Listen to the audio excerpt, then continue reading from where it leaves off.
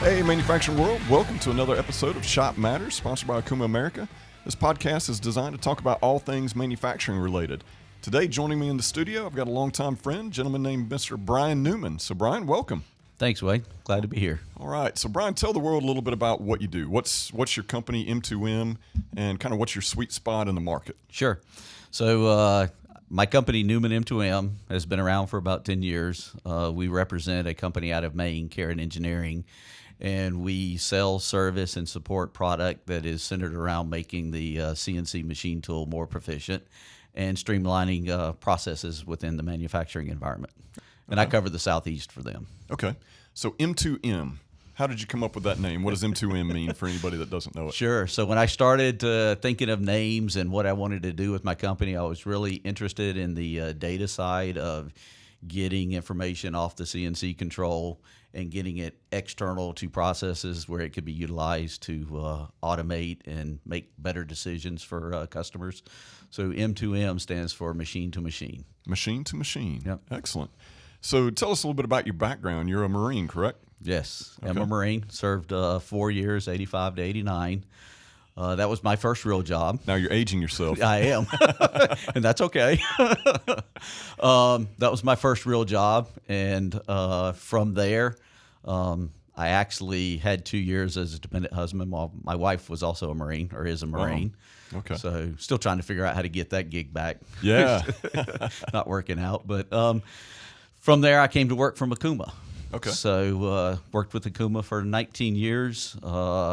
Did a little bit of everything: manufacturing engineering, product engineering, director of IT, technical sales, and got to a point where I was looking for something a little bit different. Had about 20 more years of working, and decided that after conversations with Okuma and the CEO that, maybe I could do something that was along the lines of helping Okuma in the market and what they were doing with their new PC-based control. And it was a great opportunity to partner with Rob Karen and Karen Engineering. Excellent.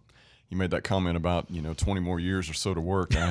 We're looking at changing 401k things and stuff like that. And one of the planners asked me, what's your path look like? How long do you plan to work? So have you ever met my wife? Do you know her spending habits? I think I'm going to work till I'm about 108 at this point. So. Well, retirement's doing what you want, or what you enjoy. So Yeah. I enjoy what I'm doing, so we'll see. Excellent. Maybe it's 30. Very good.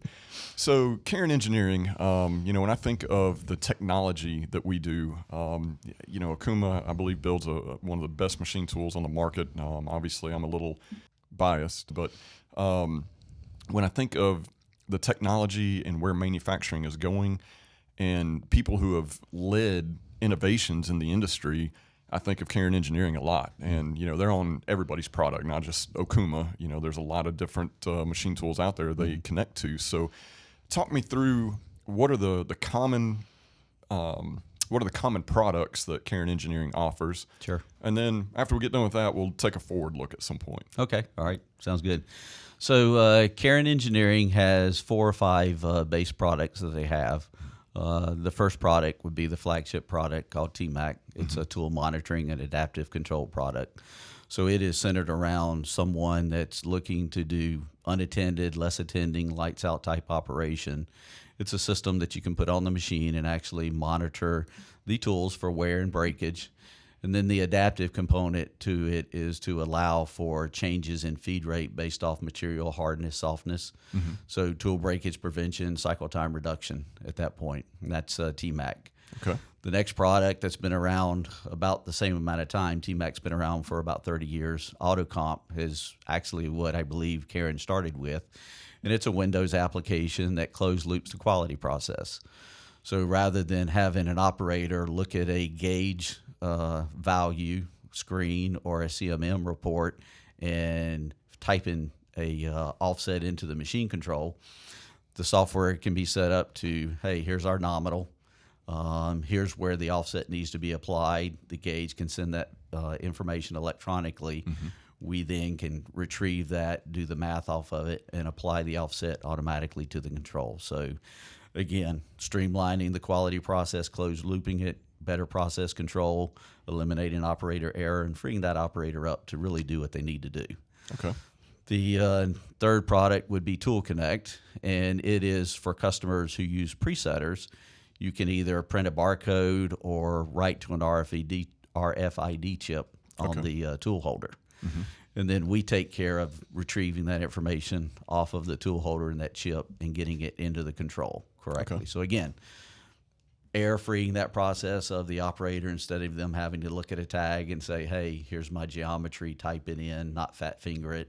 Make those human mistakes that we all are going to make because we are humans. Right.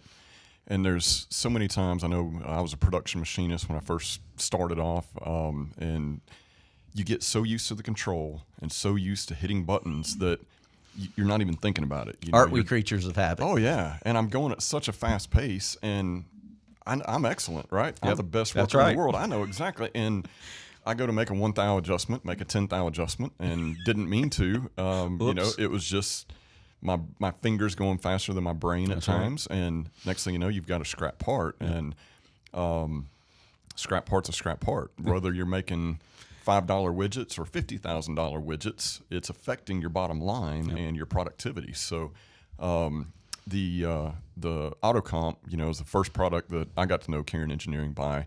And I think the interesting thing for me is you're basically setting that work in process tolerance. Right. And then you've got your actual part tolerance above that. So you're one, fail-safing or foolproofing, like somebody like me, fat fingering a digit going too fast. But you're also giving a safety factor to your overall manufacturing process by putting your preferred tolerance band that you want to maintain that process in. Right. So if something does drift out a little bit, you still got a little bit of cushion before you hit that red line. That reject part of that scrap the reject part. Yep. So. Yep. And, you know, we all go to bed on time and have good night rest and come into work, you know, just eager to work and do the best that we can do, you know, just perfect human beings. So right, yeah. No need for these type of systems. A good night rest while I'm sipping on my 8th cup of coffee trying to get my blood going in the morning. That's right. So that's excellent. Yep. Another story I'll share from personal experience with Cairn. With the T-Mac product, we had a customer, and I'll try to make this as generalized as I can, so I'm not naming names. Sure. My headset keeps slipping off the back of my head here. We had a customer that made a component that had a oil hole to provide lubrication to other components that this fed to. And automated process. They had 34 cells, all robot fed. Had, if I remember right, it's 3 machines per cell. 34 of these cells. One part wound up with a broken drill in it that made it through all sorts of QC and quality control checks. You know, these are ISO and every other quality system certified process that you can name. And it made it through all that to the end product, into the field, and it failed with an end user. And if I could share too much more now, I'm going to name the company here, so I'll be a little bit careful. Yeah, but it failed in the field, the end user. Well, of course, everything starts rolling back from the OEM all the way down to the suppliers, which in turn came back to us on how did the drill break, and how did your machine let that happen? So, you know, all these engineers, we all put our heads together on, you know, do we do tool breakage detection in the magazine? Do we do more laser tool breakage detections in the machine? There's, you know, a lot of different options you can look at. And I brought up, why are we trying to catch it after the fact? Why are we trying to stop the machine after it's broke? Why are we not doing something ahead of time and get a hold of it before we have that opportunity for it to break? And we start talking about T-Mac and looking at the adaptive control and whether or not is it sensitive enough to actually catch it. So Rob Cairn, working with him, and this is a pretty big scope project, right? There's 3 machines times 34 cells. So he gave us a seat of the T-Mac to try. Gave it to the customer. Let's load it up. We had to provide the interface for it. Got it loaded up. Let's try it and see what it does. Since that time, that's been, now I'm going to age myself, it's been probably 10, 12 years ago at this point. Zero failures, 0 broken tools from the time that was implemented in an automated environment. Right. And this is all cast iron machining. Not hard machining, but you're not cutting butter either, Yeah, right? it's not brass. You've got plenty of opportunities for failures, and for us, it's caught it 100%. It was really amazing to see that in the real world production environment like that. So tell me, let's talk about how sensitive is TMAC and how does it work? So TMAC is really sensitive, and really the reason behind that is because Karen actually develops and manufactures their own sensors. So we do have competitors that do similar sensor technology. A lot of them will even tap into the current off of the drive, which every builder generally has a load monitoring system. Yeah, and we do as well. Exactly, and it's current based, and we've all seen those torque curves. And if you're in the mid range of the motor, you have a decent chance of getting it set up to catch it. But if you're low end or high end, you either have too little change in current or too much change in current to be able to catch it. So that's why we do our own sensor and base it off of horsepower. Okay. So give me an example on a material and a drill size. And I know it's going to vary process to process, right? But generally speaking, what would you expect the smallest diameter tool or drill that it could catch? So we have a sensor that's called a strain gauge, which really is detecting the deflection of the material, and we start looking to use that sensor if we're on a Swiss style machine, low horsepower motor, and you're down into 1,000 size drill that you're talking about drilling. So that's you're not going to see a change in horsepower. Okay, so you got a lot smaller than I was expecting. Yeah. Well, and in general, on a common machine, 30, 35 horsepower. I mean, we're down at a couple of millimeters to a millimeter size that we can still sense off horsepower before we have to start looking at other sensors. Okay, high pressure coolant, things like that doesn't affect it. No, it's not going to interfere with it. It's obviously lubricating and clearing the chips out. It actually helps because when you're doing that and you're getting that chip breakup, our sensors are actually so sensitive, you can actually see it recutting a chip and you'll get a quick spike out of it. Oh, no So the kidding. more Wow. you can get that cleaned out, the better you are. And we have ways of handling that when it happens. Okay. So it's not like it's the end of the world, but it certainly, as you are well aware, is beneficial when you can get that high pressure and through the tool. Right. So the way that you set it up, if somebody's never used TMAC and they're installing it for the first time, what does that process look like? From what does the machine need, and even from a non-Okuma perspective, I think I might be speaking out of term because I don't work on other machine tools, but I believe we can load all the interface and software direct on the CNC. Other ones you may have to add a separate PC. to run it. So kind of talk through what does that look like regardless of the machine brand. Sure. So the installation of the product, depending on the number of sensors, because we do try to put a sensor on every spindle. So on a mill, you're going to generally have one. On a lathe, depending on how many paths, how many turrets, you can have 4, 5, 6 sensors. Okay. Because you've got live tooling, main sub-spindle. So depending on that process, you're looking at about a day, half a day to a day and a half to 2 days for installation time. Okay. Once we get that done, it's actually sitting down with the customer and walking them through, hey, we're going to get calls in the program to tell our system when to turn on and off, because just because we've installed doesn't mean we're actively monitoring it at that point. You're in control of what programs you want to monitor, the tools you want to monitor. We get that done, and it's a train-the-trainer type situation where we really want the customer to learn what's happening, because no one sets up usually a program and never makes a change to it, right? Right. You reach a point that, hey, I need to try a different tool, so I need to change a spindle speed, a feed rate or something, depth of cut. And when you do that, those are going to affect the loads, and you're going to have to reteach TMAC that value. So once you get the calls in the program, you go into a learn mode, you teach it, we learn the baseline for that tool, and then you're setting limits from there. Extreme limit, broken tool, wear limit, worn tool, undercut for the tool didn't do the work that you expected it to do. Okay. And then you've got the adaptive piece to it. And yes, from an Okuma perspective, with them being a PC-based control, it's certainly much easier to not have to add the extra PC that would be required to show the HMI or pull up the web services. Okay. So there's a bit of expense there. And just from from a partner's perspective, Okuma with their partner in Think and the way that that's set up, they seem to be just a little more forward thinking on how they are partnering with companies and looking for, hey, these are the ones that we think do the best of what we need them to do. So let's build that connection versus trying to reinvent something that's already out there. Okay. I know your team, you've got a lot of your guys on our shop floor a lot working on the machines. They've got enough experience. They come in, and anybody that doesn't know our Partners in Think program, all of our partners, they've got door fobs to the partners building. So they can come in and out as they please, work on machines, things of that nature. If they need AEs, they work with us. We schedule them, and we get an AE assigned to them. But for your guys, they just come in, whatever machine's open, put their tool bag down and start working and run the machines and do the testing and ring out software and whatever the case may be. So it's been a really good partnership from that perspective. I think it's good on both sides. Your guys get to get familiar with the product and understand the technology so that they can talk with customers and help them solve their problems with those solutions. And then for us, absolutely being able to come in and do that testing and being able to run the machines and do what we need to do is certainly a plus for us. Yeah, yep, absolutely. So a couple of years ago, we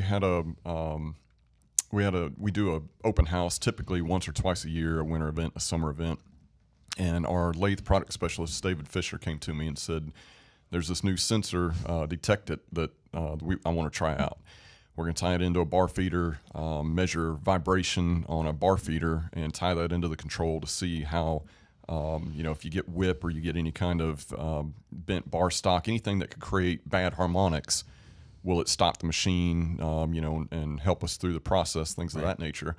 But recently I saw that where they've added it to a ring, basically. It goes around the spindle to measure and get a signature of the spindle, so you can monitor your life or what was the signature when the machine was first installed. And then as the process goes along, basically log and monitor any kind of anomalies and things of that nature. Mm-hmm. Can you talk me through a little bit of that product? Yeah, so we've got a couple of ways that we can do that. Detect-It is a product that we can use the same sensors that we use with TMAC. It's either a Windows or a Linux-based product. But it's a simple way to tie in and, as you described, put a vibration sensor, maybe on the collet or somewhere where you want to detect that bar stock vibration. Mm-hmm. We teach it what a good bar stock looks like, and that's amplitude. We have recently released the ability to actually dial into certain frequencies. Okay. So with that, we can actually catch other anomalies other than just bar stock vibration. We've actually worked with a company. I can't say too much or I'm going to give it away and right. under an NDA, but we actually are able to detect the clamping of a spindle and whether it's on the pull stud well enough. And if it's not, what kind of problems that can cause in the cutting process. Yep. So we're able to detect that before it actually gets in and stop it before you potentially scrap a part or make a bunch of scrap parts. So, it's pretty easy to put the vibration sensor on and then go through and set it up. The setup's very similar as it would be with TMAC. Mm-hmm. And then we also are able to do bearing analysis off of that spindle too. So getting into that predictive of understanding, hey, my spindle is starting to have problems before it actually fails, and oh no, I've got this job I've got to get out, and my machine is down, and I can't get it, and I'm scrambling how to figure it out, versus being able to say, hey, it's going bad, let me get a hold of Okuma or my local distributor and get something scheduled and get it taken care of before it's a problem. Right. I know I got to sit in on a conversation with Rob, one of our distributor key engineers, and then a certain customer where they're talking about a process where they've got a horizontal and the spindle is failing earlier than what we would expect. We've gone in, troubleshot it, looked at everything from coolant contamination to, just general maintenance, things of that nature. Mm-hmm. Were there wrecks, were there crashes, are there things that we can detect? But we're looking at actually working with Rob and installing this vibration monitor, and primarily to get a record of history to be able to see, is there an anomaly? Is there something where after whatever, 11 months, 14 months, whatever, is there some weird spike that, you can pick up a trend where every once in a while, hey, here's this weird thing. What just happened here? Mm-hmm. And then try to back into, what's causing this? Yeah. What's the root cause of this? What's causing this weird spike that we're seeing? Yeah. So it's interesting technology. And I think being able to monitor and have that data log to look back and just kind of see what's going on in my everyday process that I may not have eyes on. And this is something that's living there the whole time, collecting And data. that's one of the great things about all the products that we have.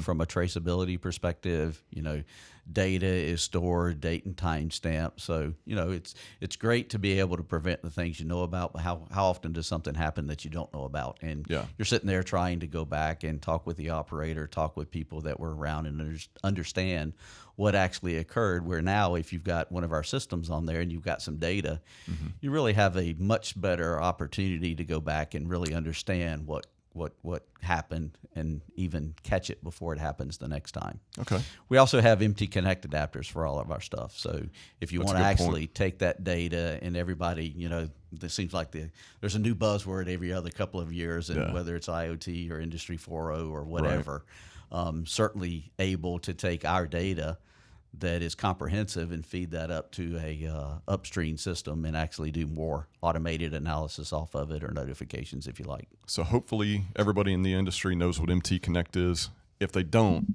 give us a 5-second overview. What is MT Connect? What does that mean for somebody? So AMT started, it's been quite a few years ago, over 10 years ago. They wanted to come up with this standard that says, hey, these controls have all this data, and wouldn't it be great if we could start feeding it to systems? So they created this MT Connect standard that basically defines for people who write software, hey, if I want to go get spindle speed, for example, I can do this software call, and it's the same on an Akuma, on a Mazak, on a DMG, no matter the brand of machine or control. So it gives you some commonality from a It standardizes. software developer, so you don't have to try to create something new for all these different control models or builders. That developer doesn't need to understand what that spindle speed is. He just needs to have someone tell him he needs it and how to use it, and he can go do it. He can do his thing. So it opens up a whole nother realm of expertise to come in and help manufacturing actually streamline their processes. And that's not just for new controls. That can go back to older legacy controls as well, correct? There are some hardware modules that, yes, companies are offering that you can go back and tie into PLC signals.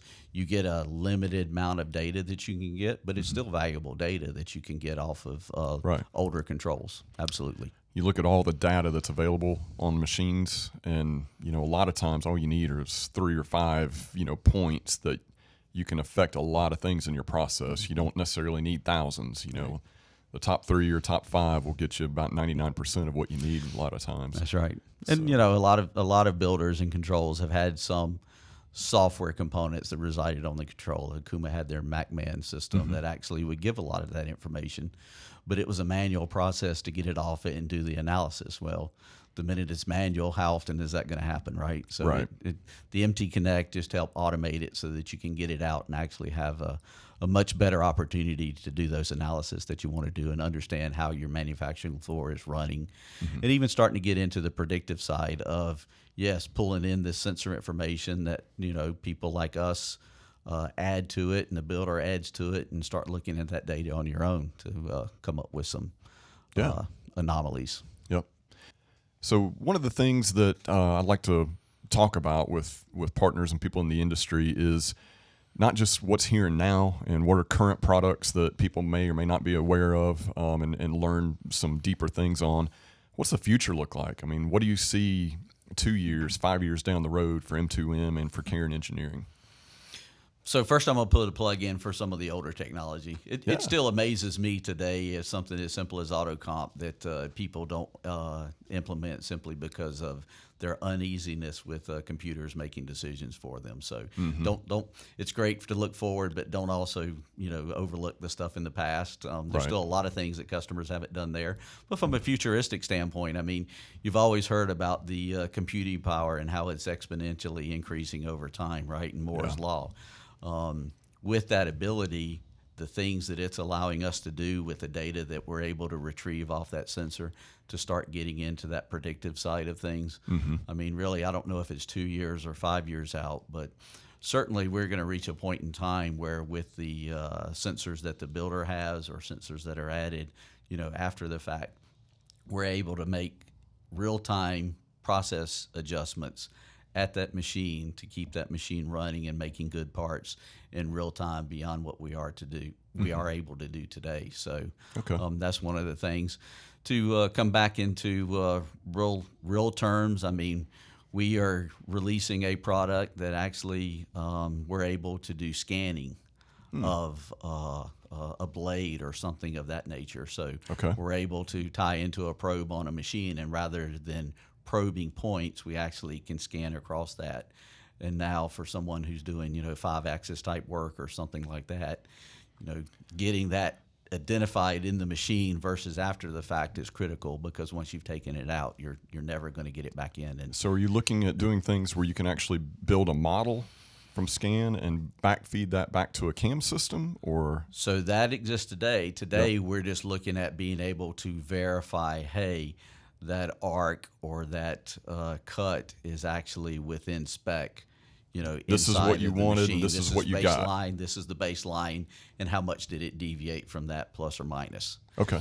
And then really getting into the TMAC side, similar technology of today, our limits are linear based. Really getting an understanding of, hey, not only can I analyze frequencies in the future that are going to tell us a lot, but then also look at the signature analysis of, hey, here's a baseline, and I'm monitoring plus or minus from that, from the baseline. So just that increase in computing power is going to just open things up, exponentially, as Right. it's always done in the past. But I'm really excited to see about really that predictive side. And that's, today we were talking about how to set up a TMAC job, Yeah. right? And set it up for monitoring, and how manual that is today. I mean, manual steps can be automated. You just have to have the processing power and the logic to do that. And, being able to go in and install a system and be able to run it and have it learn and adjust over time to your process changes versus you having to go in to manually do that. It's all about, robots are great. They're able to free up humans, but they don't replace humans yet today. They may at some point, but you still need to free up the humans to do the things you need them to do. Right. Good points. So, Brian, how do people get in touch with you? How do they find you, and how do they learn more information on Caron Engineering? So they can go to Caron Engineering's website. They can get in touch with whoever the local integrator is in their area directly from there, or if they're in the Southeast, they can come to our website, Newman M2M, and get a hold of us. That way we've got a way to submit, or shoot us an email at info@newmanm2m.com, and we'll get in touch with you. All right. Excellent. Brian, thank you for your time today. I really appreciate you being here. Oh, you bet. Thanks for inviting me. It's always good talking to you. Yeah. Be sure to check out Akuma's website, akuma.com, as well as our YouTube channel for additional machine information, as well as video content that we've got. If you have thoughts, ideas for other podcasts, be sure to find me on LinkedIn or reach out to us on akuma.com. Till then, we'll see you next time.